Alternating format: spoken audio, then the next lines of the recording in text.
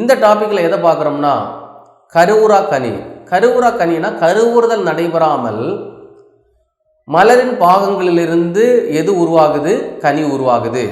இங்கே என்ன நடக்கலை? கருவுறுதல் நடக்கலை. ஆண் கேமெட்டும் பெண் கேமெட்டும் இணையாமல் ஒரு கனி உருவாகுவது தான் என்ன கனி? கருவுறா கனி. இந்த கருவுறா கனியின் நன்மைகள்னு பார்த்தீங்கன்னா இது வணிக ரீதியாக மிகவும் முக்கியத்துவம் வாய்ந்தது. இப்போ நம்ம கடையிலெல்லாம் பார்த்தீங்கன்னா கடையில் போகும்போது விதையில்லா கனியை நம்ம அதிகமாக என்ன பண்ணுறோம்? இப்போ செலக்ட் பண்ணுறோம். இப்போ கிராப்ஸில் எல்லாம் பார்த்தீங்கன்னா அதில் திராட்சையிலலாம் விதையே கிடையாது, விதை இல்லாத கனியை நம்ம வாங்குகிறோம்.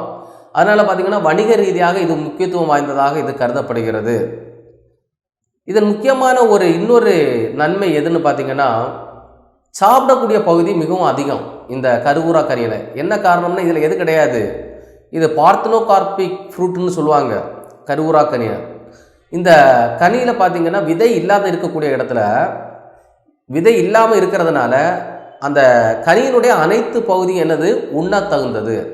இப்போ சாதாரணமாக ஒரு மாம்பழம் எடுக்கும்போது இந்த மாம்பழத்தில் பார்த்திங்கன்னா அங்கே உள்ள விதை இருக்கும்.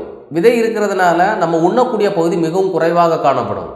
அந்த விதை தான் அந்த கனியின் அளவுக்கு எதுவும் காணப்படும்னா விதையும் காணப்படும். ஆனால் இந்த கருவுறா கனியில் அப்படி கிடையாது. அனைத்து பகுதி என்னது? உண்ணக்கூடியவை.